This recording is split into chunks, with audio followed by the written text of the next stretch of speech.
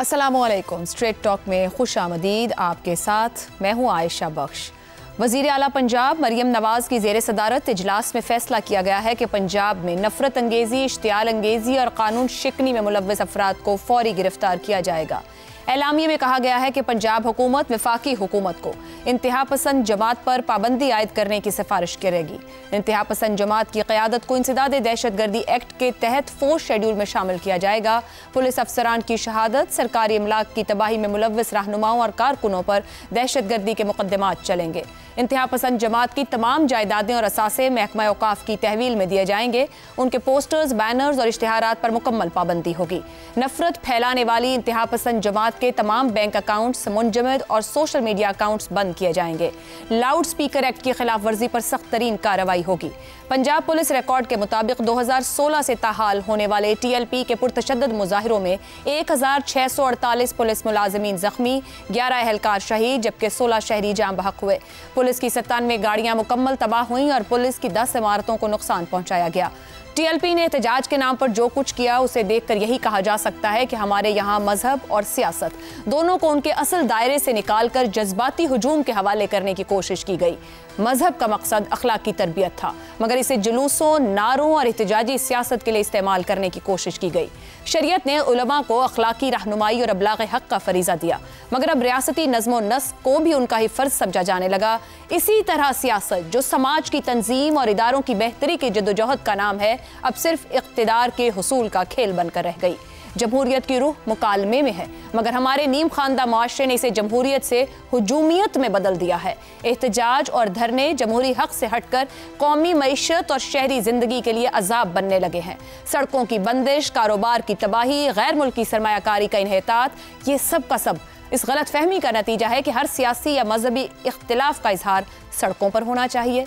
मजहबी जज्बात और सियासी नारों के इम्तिजाज ने अवाम को मुश्तइल रखा, रियासत को कमज़ोर किया और समाजी तवाज़ुन को बर्बाद कर दिया है। इस दौरान अवामी जज्बात से खेलने वाले रहनुमा अपनी अखलाकी जिम्मेदारी से गाफिल रहे हैं। तारीख और दीन दोनों से नावाकिफ क़यादत ने कौम को एक ऐसे हैजान में धकेल दिया जहाँ अक्ल और शऊर की कोई जगह नहीं रही। क्या अब भी वक्त नहीं आया जब रियासत, उलमाए कराम, सियासतदान और मीडिया एक बुनियादी उसूल पर मुत्तहिद हों? मजहबी मुतालबा हो या सियासी, कोई एहतजाज ऐसा नहीं होना चाहिए जो शहरियों के बुनियादी हुकूक और हुकूमती नज़्म नस्क को नुकसान पहुँचाए। जलसों के लिए मखसूस मकामात हों और कानून के ज़रिए मजहब और सियासत के नाम पर तशद्दुद के रास्ते बंद किए जाएं। सियासी और समाजी इस्तेहकाम के बगैर मईशत संभल नहीं सकती। अगर हम अब भी एहतजाज और तशद्दुद के खतरनाक इम्तिजाज को काबू में ना लाए तो हुकूमती निज़ाम महज अलामती रह जाएगा। कौमी इत्तेफाक राय की सबसे बड़ी ज़रूरत यही है कि हिजान की सियासत ख़त्म हो और शऊर की सियासत शुरू हो। क्या हम उस तरफ बढ़ना चाह रहे हैं? क्या हम इस बात को समझ चुके हैं बतौर मुआशरा, या फिर हम पर हुक्मरानी करने वाले हुक्मरान? इसी मौजू पर गुफ्तगू रहेगी। हमारे साथ हैं शहजाद चौधरी, ज़ैगम खान, रज़ा रूमी और इफ्तिखार अहमद साहिब। प्रोग्राम का सवाल आप सभी के लिए। सियासी मकासद के लिए पुरतशद्दुद नारे, एहतजाज के नाम पर तशद्दुद को रोकने के लिए पंजाब हुकूमत के फैसले, रियासती इस्तेहकाम की तरफ संजीदा कदम या महज वक्ती और इंतजामी कार्रवाई? ज़ैगम साहब, माजी में भी पाबंदियाँ कहीं ना कहीं मुख्तलिफ तंजीमों पर लगती रहीं, एक तारीख है। आपके ख्याल में एक संजीदा फैसला कर लिया गया है कि सियासत को लेकर मजहब के तड़के लगाने के नाम पर जो सड़कों पर एहतजाज और पुरतशद्दुद रवैये इख्तियार किए जाते हैं, ये रोकना होंगे? देखिए, बुनियादी जो इसकी बात है, जिस तरह मैं समझता हूँ, मैं आपको सबसे पहले वो बता देता हूँ और मैं तो बिल्कुल इत्तफाक करता हूँ, इसी बात को आगे लेके चल रहा हूँ। देखिए, 1400 साल में हमारे मुसलमान उलमा में एक बात पे इत्तफाक था, इस्लामिक जूरिस्प्रूडेंस में। किस बात पे? इस बात पे था कि जिहाद सिर्फ रियासत कर सकती है और जिहाद की सरबराही सिर्फ रियासत का सरबराह कर सकता है। वो मुसलमान रियासत कैसी हो, मुसलमान रियासत का सरबराह कैसा हो, वही जिहाद कर सकता है। अब इसका मतलब क्या है? क्योंकि इस्लाम ने जदीद रियासत की बुनियाद रखी थी। ये वही बात है जो सोशियोलॉजी में वेबर ने कही थी कि जो वायलेंस का हक है, तशद्दुद, बल्कि उसे कहें ताकत के इस्तेमाल करने का हक है, वो सिर्फ रियासत का है। उसके बाद क्या हुआ? 20वीं सदी में जिहादी तंजीमें आई। उन्होंने कहा हम रियासत हैं, हमारा सरबराह अमीर है, ये तंजीमें खुद जिहाद कर सकती हैं। लेकिन TLP उससे 2 कदम 10 कदम आगे गई। आप तसव्वुर कीजिए कहां से बात कहां तक चली गई। यह है अनारकी का फार्मूला। इसके बाद क्या माशरा चल सकता है और क्या रियासत चल सकती है और क्या रियासत की रिट हो सकती है। और फिर हमने देखा है इस 7 साल में रियासत की रिट का तमाशा लगते हुए, रियासत को रुस्वा होते हुए, माशरे को बर्बाद होते हुए 11 पुलिस वाले कत्ल कर दिए गए और 150 की हड्डियां तोड़ी गईं। शदीद उनको सर 69 मुस्तकिल माजूर हुए हैं पुलिस के लोग। जी माजूर हुए जी। और जो नुकसान हुआ अवाम की जायदाद का, सरकारी जायदाद का, और जो मैं अर्ज कर रहा हूं सर सिर्फ 17 के एहतजाज का नुकसान 35 अरब रुपए है और 2024 की इंटरनेट बंदिशें 1.62 अरब हैं डॉलर्स में बता रही हूं। ये वो है आयशा जो नजर आ रहे हैं, जो इंटेंजिबल है, जो आपको नजर नहीं आ रहा, उसका हिसाब ही कोई नहीं है। इन्वेस्टमेंट कौन करने आएगा? जिन्होंने खबरें देखी हैं मुझे बताइए। क्या हम समझ गए यहां से आगे हम इन पुरतशद्दुद रवैयों को बतौर माशरा और रियासत टैकल करने को तैयार हैं? ये समझ आ गई हमें। देखिए इस वक्त हमें रियासत कह रही है कि मैं इस बात को समझ चुकी हूं। हमारे हुकाम ये कह रहे हैं कि अब हम हार्ड स्टेट बनाने जा रहे हैं। आप हार्ड स्टेट ना बनाएं, आप इफेक्टिव स्टेट बना दें। लेकिन यहां मसला हार्ड स्टेट और इफेक्टिव स्टेट का नहीं है, ये तो स्टेट का है। स्टेट ही नहीं हो सकती है इक़दाम के बगैर। अगर रियासत खुद ताकत के इस्तेमाल का हक दूसरों को छोड़ दे और ये सड़कों पे होने लग जाए कि जब जो चाहे सड़कें बंद कर दे, जब तक बंद कर दे, जितना तशद्दुद कर दे, तो रियासत नहीं चल सकती। हार्ड स्टेट को छोड़ें। तो वो कह रहे हैं तो ये करना चाहिए, लेकिन बहुत ये मेहनत का काम है, जुर्रत का काम तो है ही। लेकिन मसला था कि वो जो तंजीमें थी, एक और फर्क आपको बता दूं, वो अपने मकतबा फिक्र के रांदे दरगाह लोग थे। ठीक हो गया। जो अपने उस्तादों को नहीं मानते थे। यहां मसला यह है कि मकतबे फिक्र की मेन स्ट्रीम में यह जहर चला गया है। आपको उसके उलमा को भी साथ मिलाना होगा और बड़ी समझदारी के साथ आगे चढ़ना होगा। आई ब्लेस दिस डिसीजन। दुरुस्त। रजा रूमी साहब, मजहबी नारे और सियासी मफादात का इम्तिजाज है। इसने जो पुरतशद्दुद रवैये माशरे में जन्म दिए हैं, उसने रियासत को भी बहुत नुकसान पहुंचाया है और कहीं भी उन रियासतों को नुकसान पहुंचता है। पाकिस्तान इस रवैये की एक केस स्टडी है। आप समझते हैं हम बतौर माशरा और रियासत समझ गए इस बात को, या अभी भी हम समझने से कासिर हैं कि इसे मेन स्ट्रीम या वक्त के धारे के साथ चलने के लिए हमें क्या कुछ करने की जरूरत है?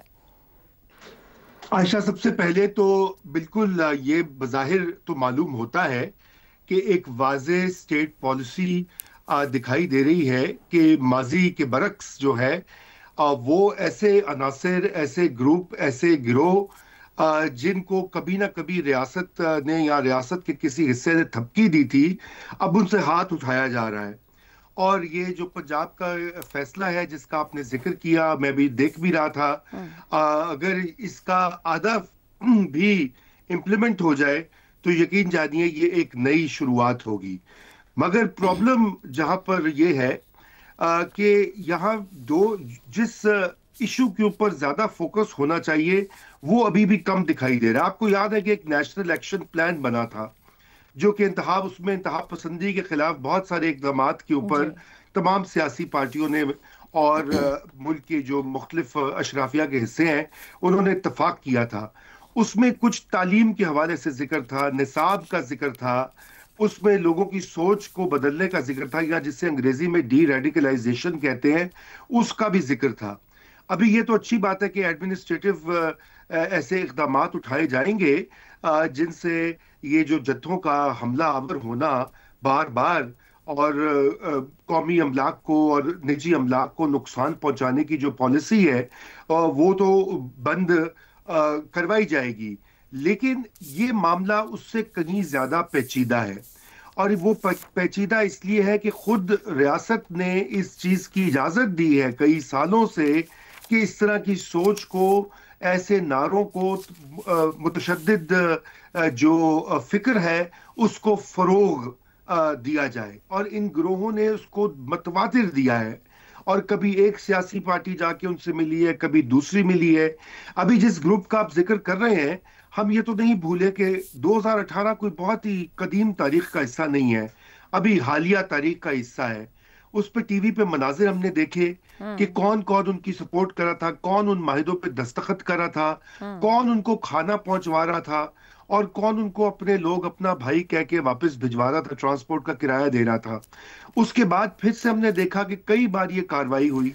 बल्कि मगर अजहर उमरी साहब, ये याद दहानी करा दें, हम ये सवाल क्यों रख रहे हैं कि 2021 में भी एक बार शुरू हुआ था पूरे का पूरा मामला, डाल दिया गया था इनको लिस्ट में बैन करने के लिए।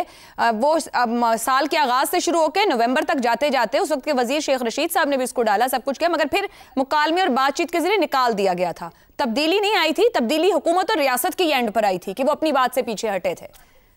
बिल्कुल, मैं उसी का जिक्र कर रहा हूं कि ये पहली बार तो नहीं हो रहा है, 2021 में भी, और उस वक्त का भी जो वायलेंस था वो भी हमें याद है। और यकीनन जिन लोगों का नुकसान हुआ है उनको तो बिल्कुल ही याद होगा, चाहे वो पुलिस वाले हों, रेडी वाले हों, मेट्रो स्टेशन हों और क्या क्या कौमी अमलाक हों। तो इसलिए ये अभी देखना बाकी है कि किस हद तक जाएगी। लेकिन मुझे यूं लगता है कि जैसे कि तालिबान के साथ भी एक पॉलिसी शिफ्ट आई है इस वक्त, जो लगता है कि इस वक्त की इस्टेब्लिशमेंट और हुकूमत ने उसके ऊपर काफी सोच समझ के ही जो इक़दाम उठाए हैं, लगता है यहाँ भी वो उठाएंगे। लेकिन मैं आपको अर्ज ये करना चाह रहा था, अपनी पहली जो बात मैं कर रहा था, कि ये सिर्फ एडमिनिस्ट्रेटिव मेजर्स जरूरी हैं लेकिन ये काफी नहीं है। इसके अलावा हमें बहुत सारी जो सोच बदलने की जरूरत है उसके ऊपर तवज्जो देनी होगी। जो हमारा तालीमी निज़ाम है उसको देखना होगा, और लोग क्यों इस तरह के गिरोहों की तरफ माइल होते हैं उसको समझने की कोशिश करनी होगी। पाकिस्तान में इस वक्त नौजवानों की बेरोजगारी उरूज पर है, नौकरियां नहीं पनप रही, मईशत कमजोर है, और जब तक हम उसके ऊपर भी कोई खातिर खा ठोस इक़दाम नहीं करेंगे तो बेरोजगार नौजवान जो है वो इस साइड पे जाएंगे, क्योंकि उनको कुछ ना कुछ जिंदगी का मकसद चाहिए। और उनको इस तरह के नारे जो होते हैं, खुसूसन मजहबी नारे, वो वक्ती तौर के ऊपर उनको लगता है कि एक मुतबादिल निज़ाम या एक मुतबादिल दुनिया उनके सामने मुंतज़िर है। तो इसलिए मैं ये समझता हूं कि सिर्फ एडमिनिस्ट्रेटिव या पुलिस एक्शन या बैन करने से, फलाने शेड्यूल में डालने से मामला हल नहीं होगा। ये बहुत, इसके लिए जामे और मरबूत पॉलिसी बनाने की जरूरत होगी। जी आयशा, जामे और मरबूत पॉलिसी इफ्तिखार साहब क्या हो सकती है? क्योंकि एक पुरतशद्दुद सोच और रवैये इतना नीम खानदा माशरे के अंदर तक चले गए और दहाइयों से वो पनपते हुए यहाँ तक पहुंचे हैं कि अब सड़क पर कोई किसी को किसी भी तरह का नुकसान अगर पहुंचा रहा है तो बर्दाश्त, मकालमा और इस्तेदलाल वो लाने के लिए क्या तरतीब चाहिए बतौर माशरा, या रियासत को भी कहां से आगाज करने की जरूरत होगी? देखें, बहुत अच्छी बातें की हैं जैगम साहब ने। नेशनल एक्शन प्लान मैं समझता हूं कि अगर उस पर अमल हो जाता और आज भी खुदा को हाजिर नाज़र जानकर उस पर अमल का आगाज़ कर दिया जाए तो बेहतरी का रास्ता निकल सकता है। बाकी ये कहना कि नौजवान ज़्यादा हो गए तो इसलिए ऐसा हो रहा है, मियाँ चन्नू में जो एक शख्स मारा गया वो नौजवानों ने मार दिया इसलिए कि वहाँ पे उनको नौकरियाँ नहीं मिल रही थी।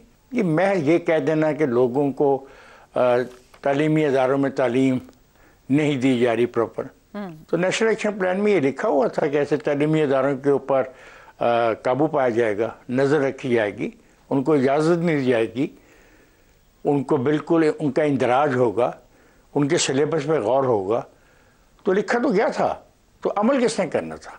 क्या आज बहुत अच्छी बातें की पंजाब हुकूमत ने, लेकिन बुनियादी सवाल मेरा ये है कि क्या ऐसी प्रोसिक्यूशन एजेंसियां इनके पास हैं जो ईमानदारी के साथ इन मुजरिमों को आइडेंटिफाई करके इनको सज़ा दिलवा सकें?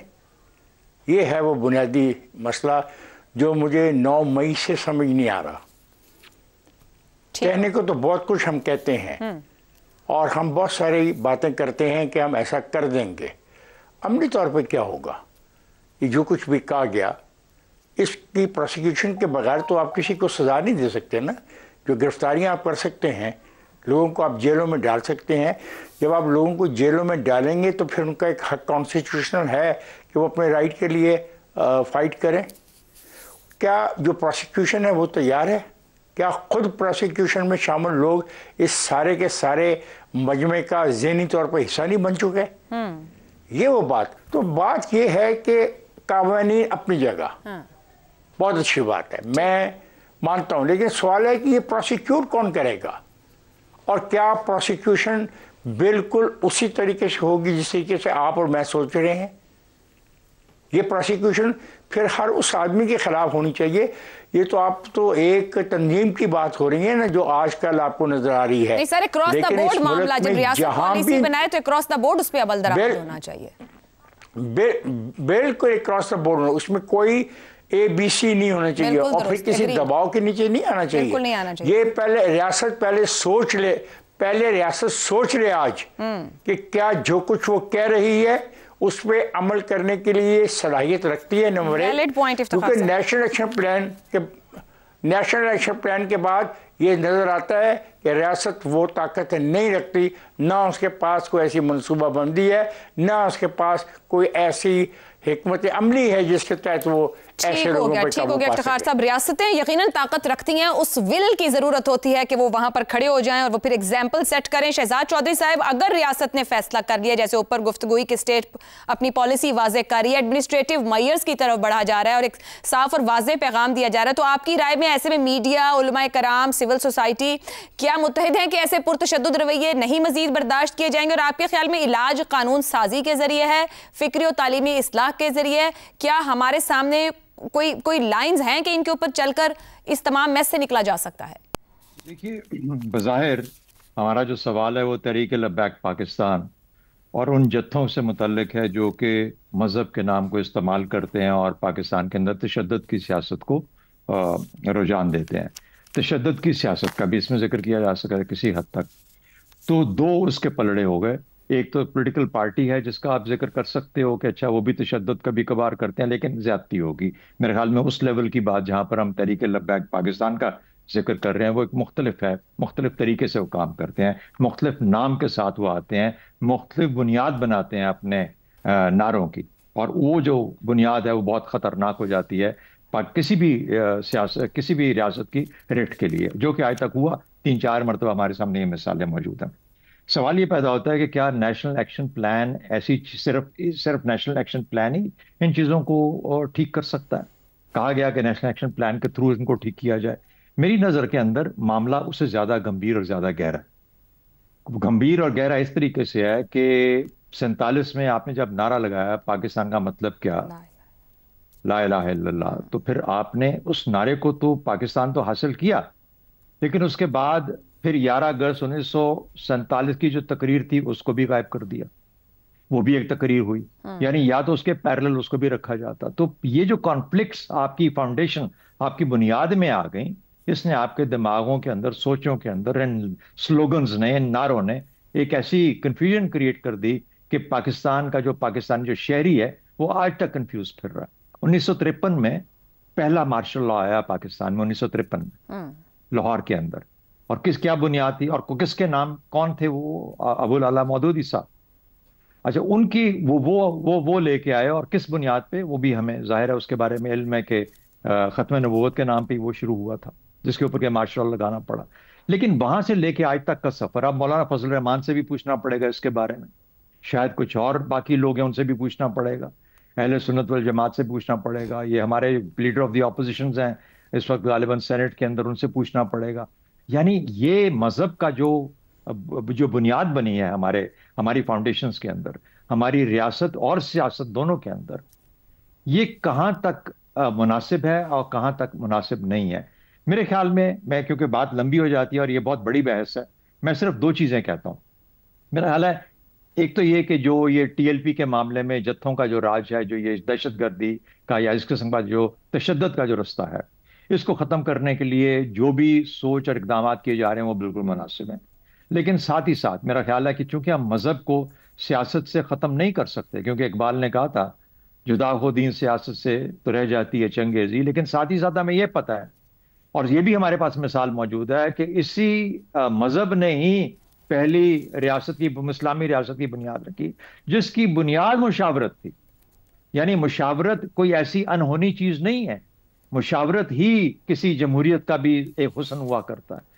तो ये जो चीजें हैं अगर हम इनको समझ पाएं तो शायद हम इसमें से रास्ते निकल सकते हैं और हमारी जो गलतियां आ चुकी हैं उनको ठीक कर सकते हैं। तो क्या चीज है जो पहली बात, मेरे ख्याल में इस्लाम के चंद अरकान ऐसे हैं जिनको के किसी भी सियासी इस्तेमाल का मौजू कभी नहीं बनना चाहिए, जैसे कि खत्म नबूवत, यानी ये एक बुनियादी उसूल है, इसके ऊपर बहस इस पे ऊपर सियासत नहीं हो सकती, ना होनी चाहिए, ना इसको इस्तेमाल किया जाना चाहिए। मेरा ख्याल है इसके ऊपर कानून साजी होनी चाहिए, चाहे आप सबको बुला के इकट्ठा एक दफा बात कर लें सबके साथ, अपने मजहबी रहनुमाओं को ले आएं और इस किस्म की बात कर लें, ना कुरान पे, ना जाहिर है कि वो अरकान जो बहुत ही असेंशियल हैं और हर एक के लिए एक बहुत दर्द रखते हैं, उनके ऊपर सियासत नहीं की जा सकती और उनको सियासत का कभी भी हिस्सा नहीं होना चाहिए, ना पार्टी के नाम में, ना अपने नारों में, ना किसी और तरीके से। शायद इससे कुछ मामलात हल की तरफ जा सकते हैं। दुरुस्त हो गया जी। गुफ्तगू कंक्लूड करेंगे। हमारे लिए बात ना या मजहब की है, ना सियासत की और ना जमहूरियत की, बात है उन पुरतशद्दुद रवैयों की और उन पुरतशद्दुद एक्शंस की जो सड़कों पर आकर दूसरे लोगों के लिए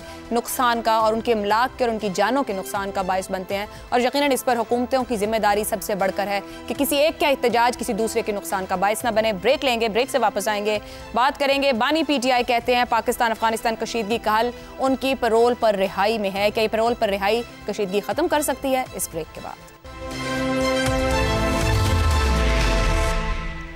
इमरान खान का कहना है कि उन्हें पैरोल पर रिहा कर दिया जाए तो पाकिस्तान और अफगानिस्तान के दरमियान अमन कायम करवा सकते हैं। बैरिस्टर सैफ ने अडियाला में मुलाकात के बाद बताया कि इमरान खान दोनों ममालिक में बढ़ती कशीदगी पर गहरी तशवीश रखते हैं। इमरान खान का कहना है कि दो मुस्लिम हमसाया ममालिक के दरमियान लड़ाई किसी के मफाद में नहीं, दोनों मुल्कों के दरमियान तनाज़ात को लड़ाई के बजाय मुज़ाकरात के जरिए हल करना बेहतर है। इमरान खान की इस तजवीज़ के जवाब में राना सनाउल्लाह कहते हैं कि इमरान खान को ऑफर करने का सलीका भी नहीं है, उन्हें सियासत नहीं आती, गैर मशरूत तौर पर मुसल्लह अफवाज के साथ खड़े हों और उनके साथ हर किस्म के ताउन के लिए तैयार हूं। ये भी कहें कि ये जो मैंने खुद पुष्ट वजीर आला भेजा है, मैं इसे भी कहता हूं कि फौज के साथ खड़े हो और उनके साथ ताउन करो। ये सब वो कह देंगे तो फिर पैरोल पर रिहाई का रास्ता निकल सकता है। इमरान खान खारिजा उमूर की बारीकियों को कितनी गहराई से समझते हैं, इसका वाज़ेह अंदाजा उनकी वजारत उज़्मा के दौर को देख कर हो जाता है। ट्रंप से रस्मी मुलाकात, चंद तस्वीर को वर्ल्ड कप जैसी फतह से ताबीर देना, अरब हुक्मरानों के जहाज़ों में बैठकर उन्हीं के खिलाफ गुफ्तगू करना और कभी अरबों को खुश करने के लिए मलेशिया और तुर्की को नाराज कर देना, ईरान जाकर अपने ही मुल्क के बारे में मुतनाज़े बयानात देना, ईरान और सऊदी अरब के पुराने मसाइल को हल करवाने के दावे करना, किसी अनजाने खौफ के पेश नज़र बरतानिया जैसे अहम मुल्क का दौरा ही ना करना, ये सिर्फ चंद मिसालें हैं जो साबित करती हैं कि इमरान खान खारिजा उमूर को कितनी गहराई से जानते हैं। अब जिस अफगानिस्तान के मसले को हल करवाने की बात कर रहे हैं, यह हालिया तनाजुर में इमरान खान का खड़ा किया हुआ मसला ही है। अगस्त 2021 में जब अफगानिस्तान में गुलामी की जंजीरें तोड़ने का बयान दे रहे थे तो उस वक्त ये पॉलिसी बनाई जा रही थी कि पाकिस्तान में हजारों मासूम अफराद की दहशतगर्दी में मुलव्वस अफराद को वापस लाकर उन्हें मेन स्ट्रीम का हिस्सा बनाया जाएगा। उस वक्त तक दुनिया भर में ये इतराफ़ किया जा रहा था कि पाकिस्तान ने ज़रबे अज़्ब और रद्दुल फसाद जैसे ऑपरेशन के जरिए दहशतगर्दी की कमर तोड़ दी, मगर 21 के बाद ये दहशतगर्दी सर उठाकर इतनी मजबूत हो गई कि आज पाकिस्तान को अफगानिस्तान के अंदर घुसकर इन फितना और खारिज के खिलाफ कार्रवाई करना पड़ रही है। ऐसे में सवाल यह है कि इमरान खान अगर वाकई बड़े लीडर होते तो ये एतराफ़ करते कि उन्हें 21 में इंतहाई गलत पॉलिसी अपनाई ताकि आज फिर दहशतगर्दी से मुतासरा पाकिस्तानियों के जख्म पर नमक पाशी करते हुए कह रहे हैं कि अफगानिस्तान और पाकिस्तान के माबैन अमन करवा सकते हैं। पैनल की राय जानते हैं। सवाल इस तरह से 2021 फितना और खारिज को पाकिस्तान लाने की पॉलिसी, नतीजा पाकिस्तान अफगानिस्तान हालिया कशीदगी, माफी के बजाय बानी मसले का हल अपनी पैरोल पर रिहाई में देने लगे, भूल या अवाम के हाफजे को कमजोर समझ रहे हैं। जैगम साहिब, देखिए, अफगान तालिबान पर तो पूरी रियासत ने सब ने धोखा खाया है, लेकिन मसला ये है कि इमरान खान अभी भी धोखा खाने पर रजामंद हैं, बल्कि उनका इसरार है कि मज़ीद धोखा खाना है। उनका मफरूज़ा ये है कि मसले गुफ्तगू से हल हो सकते हैं, दहशतगर्दों से भी और अफगान तालिबान से भी। और उनका दावा है और उनकी पार्टी का दावा है कि जब वो हुकूमत में थे तो मसले गुफ्तगू से हल हुए थे। ये कल की बात है, हमारे सामने है, पूरी तारीख सामने है। 7 मुआहदे हुए TTP के दहशतगर्दों के साथ, तमाम के तमाम टूट गए। उन्होंने इसे अपने लिए इस्तेमाल किया, मज़ीद दहशतगर्दी के लिए इस्तेमाल किया। रियासत ने 2007 से 2010 तक जंगे करके सवात, शांगला, मालाकंड, वजीरिस्तान, फाटा के इलाके वापस किए और 2010 में जिन्होंने रियासतें कायम की थी, जब ताकत के साथ, फौजी कार्रवाई के साथ, ऑपरेशन के साथ ख़त्म की गई, तो उसके बाद 10 साल का एक अमन आया और इमरान खान ने उस अमन के दौर को एंजॉय किया जी। क्योंकि उनकी केपी में हुकूमत, पख्तूनख्वा में हुकूमत ऑपरेशंस के फौरन बाद बनी, तो लोगों ने उनकी हुकूमत के आते ही उस अमन को एंजॉय किया और उन्होंने ये समझा कि सारा इमरान खान का कारनामा है और इमरान खान को उसका रिवॉर्ड मिला। और ये एंजॉय इमरान खान ने भी किया। इसकी बिल्कुल वजह ये नहीं थी कि इमरान खान को बहुत ज़बरदस्त निगोशिएशंस कर रहे थे। अफगानिस्तान का भी वही मामला है। हमने पूरी कोशिश कर दी, वो अपने उस्तादों को नहीं मानते, वो मुफ्तियों को नहीं मानते, जिनसे पढ़कर गए उनको नहीं मानते, तो इमरान खान को क्या मानेंगे। दुरुस्त हो गया, दुरुस्त हो गया। रज़ा रूमी साहब, इमरान खान की ऑफर और राना सनाउल्लाह की शराइत आगे से, वैसे अगर इमरान खान साहब उन शराइत पर अमल कर लें जो राना सनाउल्लाह कह रहे हैं, तो पाकिस्तान और अफगानिस्तान में अमन हो ना हो, पाकिस्तान में सियासी इस्तेहकाम जरूर हो सकता है। क्या कहते हैं आप? देखिए, ये तो बहुत कबल अज़ वक्त है इस बात को कहना। पहली तो ये बात है कि उनकी पैरोल पे रिहाई जो है इस मकसद के लिए वो क्यों कर होगी, और उसके लिए भी एक प्रोसेस होता है, और क्या मौजूदा हुकूमत और किसी हद तक का अदलिया जो है वो उसकी इजाजत देगी, नंबर एक। और नंबर दो, वो किस हैसियत में बातचीत करेंगे, क्योंकि इस वक्त तो वो मुल्क में कोई ओहदा नहीं रखते, ना तो वो पार्लियामेंट में है, ना ही वो एग्जीक्यूटिव का हिस्सा है, ना वो पॉलिसी बनाने में उनका साथ है। और ये इस तरह के मामलात जो हैं इस वक्त, जो अफगानिस्तान के हवाले से हमारी पॉलिसी है, वो सिर्फ खारिजा पॉलिसी नहीं, वो सिक्योरिटी पॉलिसी के जुमरे में भी आती है। और वो उसमें बहुत बड़ा जो इनपुट है वो पाकिस्तान की सिक्योरिटी इस्टेब्लिशमेंट का है, जिसको आए दिन इमरान खान और उनके पैरवकार जो है वो बुरा भला कहते हैं, बल्कि क्या क्या नहीं कहते मैं दोहरा भी नहीं सकता। उनको पैरोल पे निकाल के कहेंगे आओ जी आओ, जरा और 3-4 गालियां हमें निकलवाओ और जाके तो नेगोशिएट करो, तो किस हैसियत में वो बात होगी। नंबर दो, ऑफर तो उन्होंने ऐसे ही दी है कि जैसे सब हैसियत मौजूद है।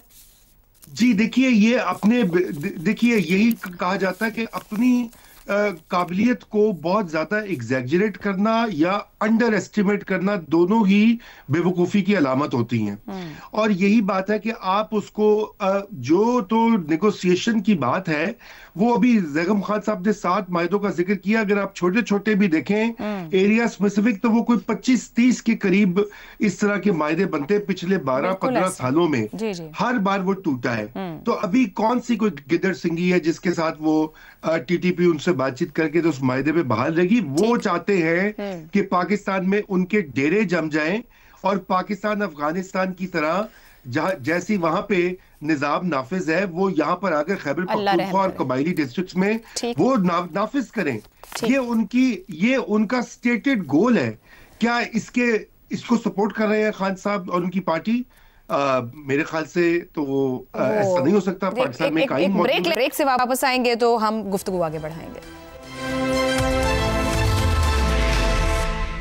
प्रोग्राम के आखिर हिस्से में एक बार फिर खुशामदीद। शहजाद साहब, के इमरान खान की पेशकश को वाकई अमन के लिए कोई मुखलिसाना कोशिश कहा जा सकता है?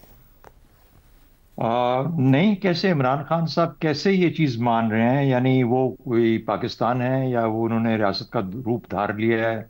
ये तो पाकिस्तान की रियासत के साथ अगर किसी ने मुज़ाकरात करने हैं तो करने हैं ना। पाकिस्तान की रियासत किसी के साथ मुज़ाकरात करेगी तो मेरा ख्याल है कि वो तो एक बिल्कुल ही एक अजीब सी फजूल सी बात है, उसकी कोई तुक नहीं बनती।